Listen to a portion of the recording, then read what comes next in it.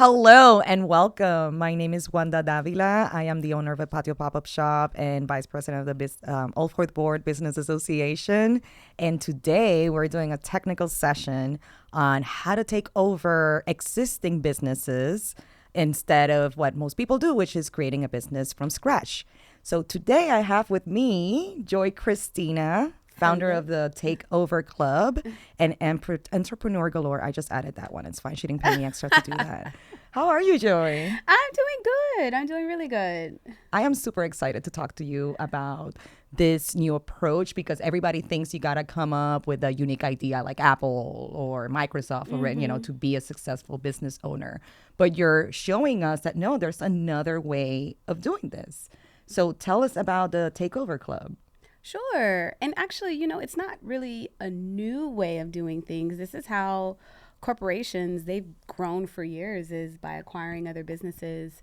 And one of the things that I felt was really important is that I've had the opportunity to buy businesses, but I've also had the opportunity to start businesses from scratch. And the level of effort and attention and money that goes into building out a business is it's a lot of money. It costs a lot of money to take a seed of an idea and bring it into something that is actually a full-blown company. And many people don't recognize that there are thousands of people out there right now that probably have either a similar idea, the same idea, and they're looking for someone to take over their business because they've either ready to retire, they're having life changes, they want to move on to other opportunities, or frankly, they're just ready, they're struggling with their business and they're ready to move on to something else. And I have found that there's a multitude of ideas under the sun, and a lot of those ideas have been done. So why not just take over a business instead of starting from scratch? So that goes with if you want to start up a restaurant concept. I mean, restaurants by far is the number one business model that people want to exit. Really? It's just a tough business model. And a lot of people get into that world and they're just overzealous and they believe like I can do it, and they don't really have the training or the skills or whatever in order to make it successful. Well, instead of, Mr. Chef or Mrs. Chef want to go out and start a restaurant, why not just take over an existing one so that you don't have to go through the hassle of getting the permitting and building out a concept and finding your market share and all of that. And, there's a lot of great existing businesses that have exactly what you need. So I just used the example of restaurants. But honestly, this example can continue on and on and on, and everything from businesses as small as little e-commerce stores or YouTube channels all the way up to large environmental like businesses such as I think I was looking the other day and I saw a recycling business that was up for sale. Wow. The world is so robust and the opportunity is there that people just need to go for it. So wait a second. You got me a YouTube channel. That just like hold the presses. So YouTube channels you can buy them. Bought. Yeah. Wow. And there are specifically people that create YouTube channels to sell them. So yeah, there a lot of those YouTube channels are called evergreen channels, and it's basically those channels that where they don't have like their faceless channels, but they get a lot of like they have revenue generating and they're continuously growing. Those videos have the views, and you can use that and build on it and add to it and do different things and even combine that with your existing business to help garner attention to what you're doing in another lane. So wow. Yeah, you can buy YouTube channels. That is crazy. It's got my head spinning. You also mentioned permitting, which for those who don't know Joy Christina, she used to have several businesses here in the neighborhood, and that's how we connected. She's since then sold them and moved on to other opportunities. But I mean, some of your businesses had, for example, liquor licenses. So, you had to sit through those very interesting NPUN meetings, make your case, So I understand that that can be a little bit daunting, but when you are taking over a business, you just do a change of ownership. Yes. Which is way easier. That is, well, it is easier. I will say that for instance, when I started my first restaurant bar here in the neighborhood, that process of getting the permitting for the liquor license, like I didn't know what all was needed and required. And it is so laborious to get a liquor license, and they put you through hoops on purpose. And very expensive too. Yes, it's very expensive. Very expensive. And they put you through the hoops on purpose because they know that not everybody should have a liquor license. Yes. Like, it is a privilege to have a liquor license. So for that very reason, they go up above and beyond to make it difficult. Yeah. So when you walk into an existing business, say for instance, they already have a liquor license and it is a change of ownership, you still have to go through hoops, but obviously it's not as many hoops, and you've already established that location within the neighborhood has previously had a liquor license and didn't have any negative behaviors associated with the liquor license. So passing it on is much easier. You just read my mind, because I was thinking, what if the business, you have all the great intentions in the world to do amazing things with this business you're buying, but it previously had issues. So you want to fix those issues, right? You think of yourself as a person that can make that so much better. But that seems like a harder thing to do, because you would have to then make your case, then the neighborhoods get nervous, who's this new owner? They're going to continue the behavior. But, it's harder to communicate that, right? Yeah. I mean, well, there's two levels, right? When you're thinking about buying an existing business, you always want to come from the vantage point of, okay, what's my value add? What can I offer to this business to make it better? Exactly. And when you're walking into some of these distressed businesses that maybe aren't doing as well, or they've had issues, and, it could run the gamut. But when you're walking into some of these businesses, you want to do your due diligence. Obviously, if that previous location has had issues, maybe they lost their liquor license or something like that, that's probably not a good option for an existing business to walk into, because you're going to run into a lot more hoops trying to reestablish those permitting in that location versus just finding a business that has an existing liquor license that's in good state and that will be easy to do a change of ownership. Yeah, definitely. Yeah. So the lesson is scope things out, do your research. Yeah. Don't just, go with your new multimillionaire money and buy whatever. Like, really do your research. Yeah, for sure. And I think the biggest hindrance for most people who are thinking like, well, should I start a business from scratch or should I buy a business? I think the biggest barrier that people feel is like, oh, this is really expensive. Like $100,000, $150,000, $500,000, $1 million business. And they're like, this is really expensive. Like, how am I going to be able to buy a business? And so not really recognizing that, okay, when you start a business from scratch, you're kind of incurring the same amount of expenses when you start a business from scratch. For instance, when I started the bar restaurant, my build out was $150,000. Wow, that's a lot of money. And that's that's the build out, right? That's not even including all of the other startup expenses that I incurred through the process of trying to ramp the business up. So I say all that to say that, don't let the price tag of a business that you're looking at scare you, because what you do to substantiate the asking price, what they want, first of all, every business owner is going to try to get the max amount of what they can out of a business, right? Of course. That's what a business means, right? Yeah. And to me, I think every price is negotiable. So don't let the asking price, deter you. But the second thing is that depending on their level of revenue and cash flow, you can really borrow against those things, and you can really find great financing through the SBA, or even come up with wonderful creative options in order to be able to substantiate and substantiate their asking price, but also to actually buy, to give them what they're asking for. And in that, you use what you would be paying for that loan that you would be taking out, and you make sure that their current cash flow that they're generating can hold the weight of that payment. And I think a lot of people don't understand the economics of that, and that kind of scares them. So I just wanted to kind of debunk that right now and let people know it's not as difficult to buy a business, because you really have a lot of different financial resources to utilize in order to help you in that journey.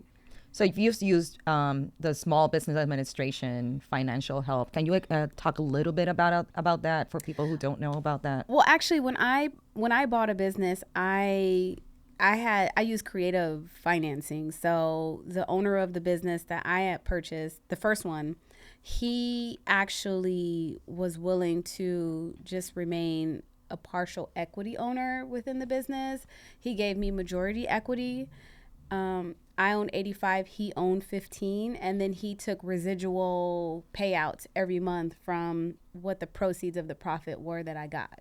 So, and originally he wanted to charge me up front for the cost of the business, so to speak. But then when we got down to the day of the signing day, he was like, you know what, just take whatever money you were going to give me, put it back into the business and grow it. And he was just like, basically, I'll get my returns from the residual growth from what you do, you know? So that was my experience, right? Everybody's not going to have that experience, but there are other creative means. But to answer your question as it relates to the SBA offers a loan product that allows for you to buy businesses, and you can use the tax returns as well as the P&Ls and the balance sheet and all of that. You can use that to go and help you to buy the business. You know, it substantiates the asking price, and then you can borrow up to, I think you have to put 10% down, and then 90% of it would be financed. It's broken down between the SBA and then the bank that you're going through. But you do have to come up with a 10% down payment. But again, there's ways to get around that too, whether it's bringing in an equity partner to help you to cover that 10% down payment. There's so many different creative ways. Like, for instance, I'm in the process of buying a business right now. It's a marketing agency. That is super interesting. Yeah. That's different from what I've known you from. Yeah. I mean, well, before I was in like this kind of creative space, I was in business consulting, and I did marketing as well for a little bit. But I am in the process of buying a marketing agency, and, you know, we're in the process of like negotiating the LOI terms, like the letter of intent. And part of our ask is a seller financing ask, and most businesses that sell have a portion of the sales price with seller financing. So, and that's considered one of the creative ways of financing a business. You know, wow, I'd never heard of that before. It's the first time. Wow. Yeah. So the seller of the business, they hold the note for however long you have decided that they would hold the note, whatever is negotiated, at a certain percentage rate, and maybe amortized over a certain amount of years. And that allows for that business owner, the one that's selling, to get residual income from that business. I know I may be speaking a little bit technical here, but that's why it's called a technical session. Yeah. So no worries. People need to know this. Exactly. So when you're establishing a seller financing deal, that seller benefits because they now get interest on the money that they're loaning to you. You know, because I was thinking, what do they get out of it? I mean, it's not just for a good deed. No, they get interest on the money. So they, like, say the business is worth, they're selling it for $100,000, and maybe the note that the seller decides to hold is $70,000, and they have a 10% interest rate on top of that. At the end of the term that you guys have established, whether it's 10 years, 20 years, 5 years, or 2 years, they've accumulated a certain amount of interest from the payments that you are required to make to them. So they basically play the bank. Yeah. And that makes it really easy because you don't have to go through all the hoops of submit to me 5 years tax returns and submit to me all of these other documents and let me look at your personal credit, and none of that exists. I mean, maybe some sellers may want to see it, but for the most part, if they're going to offer a seller financing opportunity, you don't have to go through all the hoops of what a normal bank would take you through. The seller plays the bank. Yeah. Wow. Okay. You noted that, right? Just do your research and you can be creative, talk with the seller. I mean, I hope people are taking notes, or just watch this again, and we'll get our viewership up. Yeah. I wanted to shift a little bit about your first business, which you bought. So you were saying that the person basically said, here it is. I mean, not everybody does that, but then that set you up for this journey to do all these other things, right? Yeah, for sure. I found that business on bizbuysell.com. I did not know this gentleman.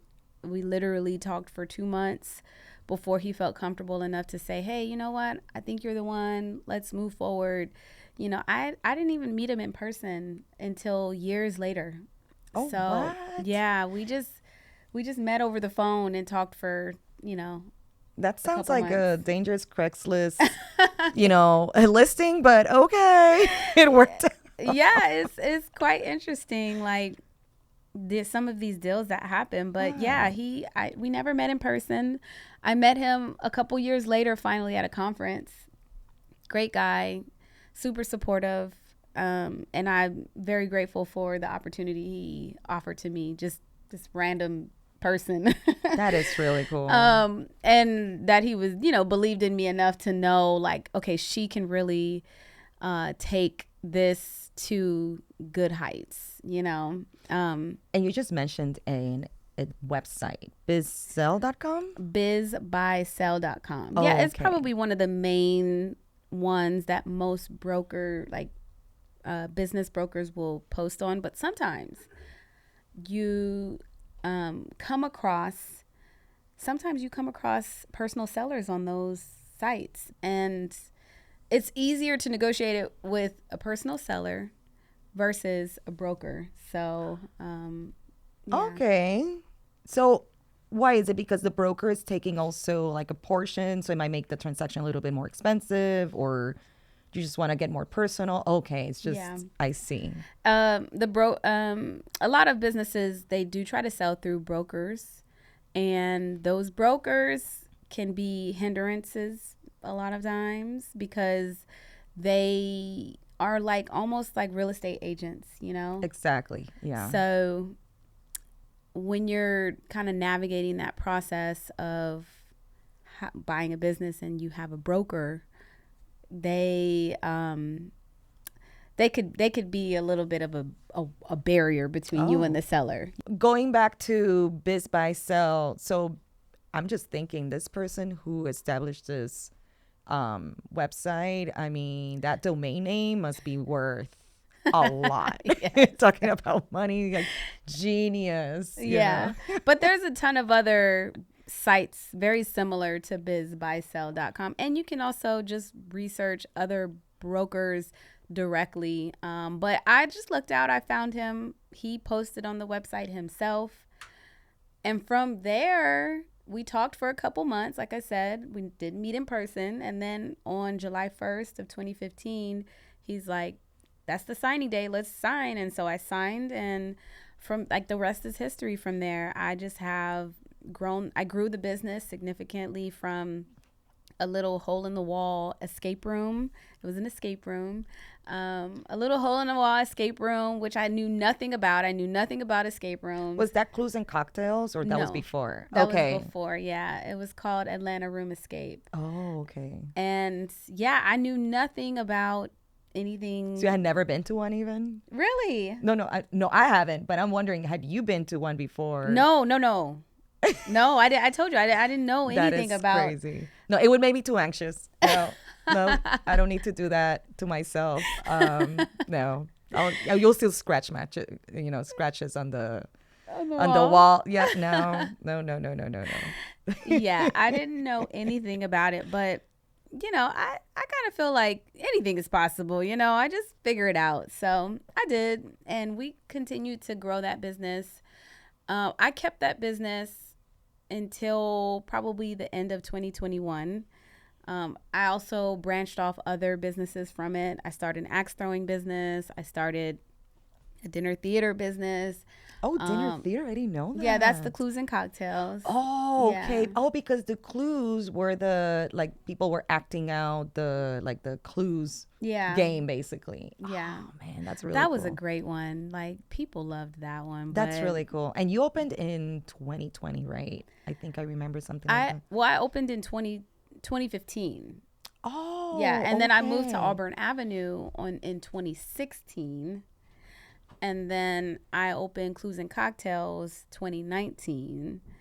And then in 2020, we ended up closing down because of the pandemic. Yeah. Okay. Yeah. I was trying to get my timeline because I remember. I mean, we moved to the neighborhood close to Auburn in 2018, but I remember receiving something in the mail around 2019 or so, and then Okay. everybody hid away for a pandemic. Yeah. It's interesting how you mentioned anything is possible, and I think that's part of what business owners have in them. Like you have to have that. Otherwise, when you have the difficult days, because not every day, you're rolling in the dough and everything is just smooth sailing. So you kind of have to hold on to anything is possible, even if you're like kind of saying it with this, you're next to Gritting just with starting, your teeth. yeah, like, gritting. Anything is possible. And I want to cry. I digress, but like our partners here at Scooch Media, thank you for having us. They said anything is possible, and they decided to make this wonderful space to record people. Yeah. And here we are, and it's amazing. And It is I love my amazing. voice, how it sounds. Anyways, Right? I digress. So anything is possible. At this point, how many businesses have you owned? At this point, I have owned maybe 6 or 7 businesses over the last That is amazing. 8 years. Wow. Yeah, I have. I think I've been lucky throughout the process of just the great support that I've received along the way, and coming up with great ideas and partnering with great individuals. I think that I've learned throughout my time in business that the best way for me to continue to grow my business and also just to continue to grow what I do is either through strategic partnerships or through acquisition. I'm no longer looking to start anything from scratch just because I know the pain points of what that entails, unless I just say, like, unless you have some novel, unique idea that no one has ever done before, that just seems like just off of the wall, like this world has never experienced. Which can still happen. I mean, those things happen. There are people in starting 2023. business. I mean, there are VCs everywhere. They're starting amazing businesses, great ideas, things that the world needs. But I mean, if you're like, oh, I want to own a laundromat, like, just go buy a laundromat, or if I want to like, oh, I want to start a marketing agency, or I want to start a salon, just go buy a salon. Like, you're going to be way more better off in the end, because one thing is for certain, like brick and mortars, and since this is a technical session, I guess I'll get technical again. Please do. Yes, that's why we're here. Brick and mortar businesses specifically, they have all kinds of they have all kinds of regulations around the use of what can occur within a space. That is very true because I had to do that research before I started mine, and that's why I have to limit some of the activities because of the location. How it's zoned, and what use the building can be used for. You can't just select any old business or building off of the street and say, okay, I'm gonna put a restaurant in there. Or a bar in there. Like the city does not allow that. And I'm pretty sure that transcends into every other city as well. You can't just go into any business or excuse me, any building and decide you want to open up something. And I think that is the biggest thing that people don't recognize. You cannot do that. So you have a few options. You can either go into a building that has previously had that use there. For instance, a beauty salon. If you want to start a beauty salon, you would go into a space that previously had a beauty salon in it. Number two, you can go through the laborious work of trying to convert the use of that space into what it is that you want to do. Through zoning, you're saying? Yes, through zoning, which I've done many times, and it is very I wouldn't. Yeah, it is. Just too if much. you can avoid it, you know? And it costs more money, right? Yeah, because you have to. Yeah. Because then that gives the city the opportunity to go into the space and say, all right, now your ADA compliance needs to be updated. Your life safety plan needs to be updated. Your electrical and your mechanical and your plumbing all need to be to code. And that gives them now room and opportunity to go into that building and make you update it to their code, the newest code, and understand that the code changes almost every year. I hear cha-ching, cha-ching with each item you're listing. Exactly. I'm like, nope, that's not my approach. Yes. But if you go into a building that already had a pre-existing of what it is that you're looking to do, all you have to do is go to the business license area of the city. And I think it's the third floor. Yeah. And just tell them you want to open up a beauty supply, and they're going to look it up. And then you're going to be like, there was previously a beauty salon there. And then they're going to be like, okay. And they'll let you go. That is very true. When I did mine, there was a confusion because apparently a club had opened nearby, and they were very confused, and they thought that was me. And I'm like, wait a second. No, I'm just asking about this one address. And my first trip was not very successful because I'm a newbie at this, so I didn't know how to navigate. Second trip, the guy just like, yeah, it's legit. Okay, next. Yeah. It's like, that's it. I ran over there so quickly so nobody took it away. Please don't stop me. I don't know anything about football, but I kind of did something like this. I don't know. Yes. You probably elbowed somebody on the way. Oh, yeah. I'm sorry, that lady that I elbowed. Yes. She still thinks about me. I hope she's praying for my life. Not against you.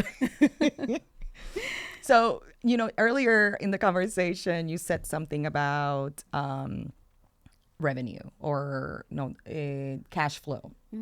So it just made me think, what is the difference between, the cash flow you would have with a new business that you're putting together, that I've always heard, don't expect to make money the first 2 to 5 years, depending on what type of business it is, versus a business that you're acquiring because it's already established. You just need to tweak it to what you want and you move on, right? Yeah. And I think that is also one of the greatest benefits of buying a pre-existing business is that you know what you're walking into. You can see their financials. You can see what their pain points are.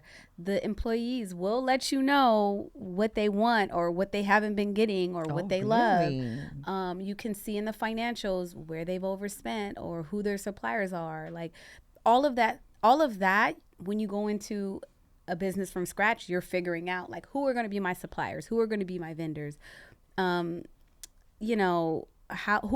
is my target market. I think that's a big one. It takes so much time and effort to figure out target market. When you get an existing business, that's usually already established because they have a list of clients that they already serve, and you can just build on that. You can find ways to grow the target market. You can find sub-markets. So when we talk about cash flow, buying an existing business reduces your risk of in some way of failure. Not always. And, we could talk about that. But it essentially, if you choose the right business, you can substantially reduce your risk. And I think that piece of it, when we talk about cash flow, is important. So. Wow. Okay. I'm reassessing my decisions. Because, when I started mine completely from scratch as a newbie, the target audience was a big one, because it was such a completely different business and new. And eventually now I hit my stride, but it took time. Whereas if you're just taking one over, you're ready, Yeah, it's like, what their pain points. I think that's what you're trying to figure out in businesses, how to reduce the pain points and increase the good things. And with existing businesses, a lot of that information you already know, because in the due diligence period, that's what you're trying to sniff out. It's like, if you're getting a distressed business, it's like, well, what's going on? Like, why are you distressed? What are you experiencing? And if they're doing amazing, it's like, okay, so what are you doing great? Like, how have you been able to turn this into a multi-million-dollar business? Ooh, and how can I grow that, So that's another reason why I've kind of chosen to go this path, is because I want to reduce the risk of failure in that startup. Like, those first 2 or 3 years are like, your business is so fragile, you know? It's like a little egg. Yeah, like I always look at it business like trying to keep the ball in the air, like you throw the ball up and it's like, all right, the ball is up now. We got to keep it off the ground, because once it hits the ground, like, that thing is done, Yeah. So everybody's just hitting the ball up, Or the spinning plates, Yeah. Oh my. Well, we're coming to a close of our conversation, but before we do that, I just want to hear what you are doing with the Takeover Club, where you're going with that, who you're helping. Yeah. I designed the Takeover Club as a community of people wanting to learn how to buy businesses. As I've gotten deeper into this, I've recognized also the value of, well, how do I sell my business? So I've started to segue a lot of my time and effort into that as well, because there are a lot of businesses that are looking to exit and they don't even have a clue as to what to do to get out of their business. It's like, so what I am cultivating is just basically a community of individuals that will support one another in their endeavors of buying and selling businesses. And I coach and guide them through the process so that they feel supported and feel like, okay, like, I can actually do this. That's number one. And then number two is just giving them the knowledge behind what it actually takes to do either one of those things. So, and you mentioned a lot of things that you need to consider, possibly creative financing, like you said, finding the right one, not only the business, but the person behind the business. Like, it's a little bit daunting for somebody who's not as knowledgeable as myself. And before I talked with you about this, I didn't even know that was a thing. Yeah. Well, I mean, there's a lot of different components that go into it, and I want to help to simplify it so people don't feel like it's that daunting. When I first looked on, like I said, bizbuysell.com, and I saw businesses for $1 million, I was like, how am I ever going to buy a business for $1 million? That just keep scrolling. Like, it doesn't equate to me. How's that making sense? Like, and it makes me, even when I think about it right now, I'm like, dang, that's a lot of money, to buy a business. But it's like, right now, the marketing agency is going to be around 1.5 million or 1.7, like between there, when we settle on the asking price. But you can ask for that kind of price if your business has a cash flow, like net profit of $500,000 or more a year. Because then if you look at the note, they can support, the financials can support a note in their current operational in their current operations can support a note of that size. Then it's like, oh, I can easily buy $1 million business. That is really cool. Yeah. Awesome. Well, where can we find the Takeover Club? Yeah, so the Takeover Club, I have a website. It's takeoverclub.com. I'm also on Instagram, and that is the Takeover Club. All of the other handles are the Takeover Club. So On YouTube as well, right? yeah, on YouTube, I have content there. And then if you go to my website, takeoverclub.com, there is an e-course as well that will start to walk you through the basics of buying a business. And yeah, and then you can always just holla at me directly on Instagram as well. My personal one is Miss Joy Christina, and I respond to everything. At So. Gmail or? Well, my Instagram is Miss Joy Christina. Oh, okay. Okay. Yeah. And then you can reach me through the website at takeoverclub.com. Awesome. Thank you. Yeah, no very worries. much, Miss Joy Christina. I love it. This has been really insightful. I learned a lot. Definitely nothing I knew about these things. So thank you very much. This is part of the technical sessions that we're doing with the Old Fourth Ward Business Association. We have several other sessions on our YouTube channel and also on our website. But this is our first session at Scooch Media.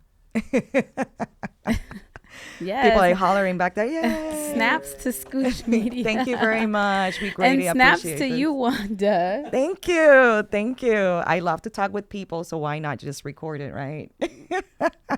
Well, if you didn't catch it at the beginning, my name is Wanda Davila, and I am so happy you came and watched, and I hope that you learned a lot, and just follow us on social media, O4WBA Business Association. Actually, it's O4WBA.